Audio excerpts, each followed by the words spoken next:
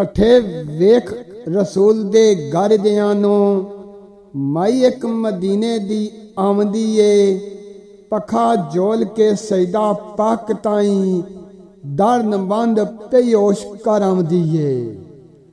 आयोश जिसदम ज़ारा फातिमा नूं आल गमा दा सारा पुछावदी ए दस्तान सुन के अलमनाक सारी नाल अदब दे अर्ज सुनावदी ए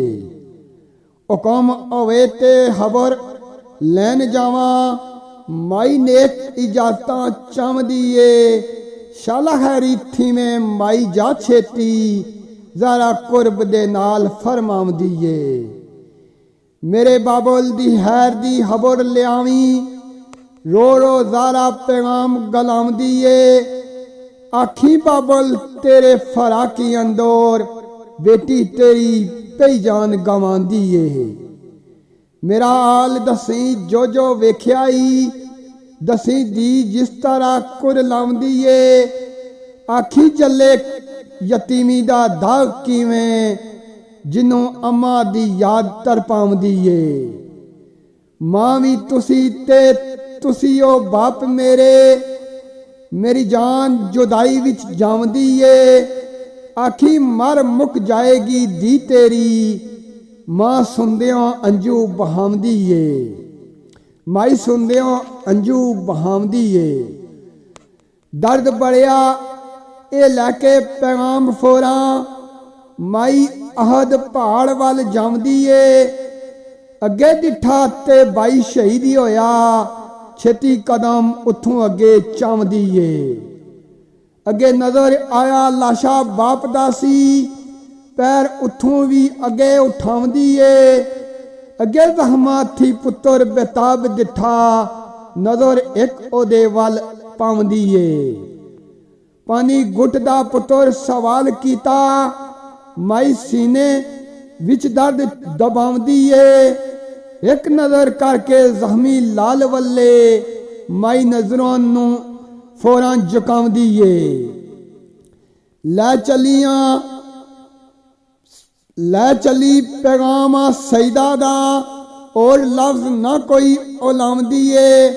अगे डिठा सी जुर्मत मुजाहिदा दा कोल पहुंच के कदम टकावदी ए पुछया दसो सरकार दा आल मैनू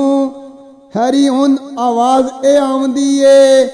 अगे लंघ के वेख अजूर ताई सीस कदमा दे उत्ते टकावदी ए रो रो सईदा ज़ाहिदा ज़हरा दा दर्द बढ़िया पैगाम पहुंचावदी ए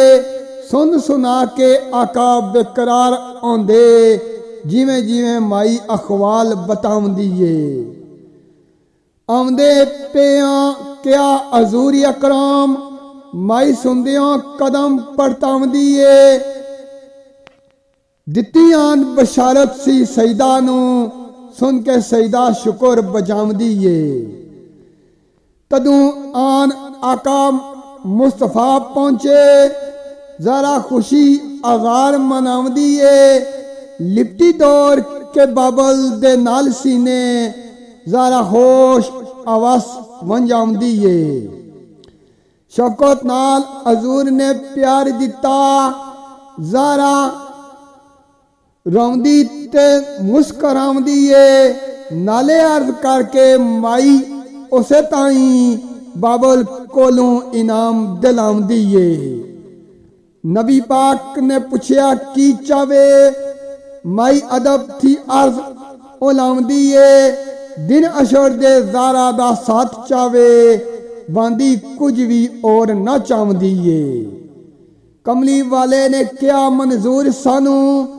ज़ारा मोर शहादत दी लावदी ए सदके माई दे साईं मुकद्दरां तो जो कुछ चावदी सोई पावदी ए सदके माई दे साईं मुकद्दरां तो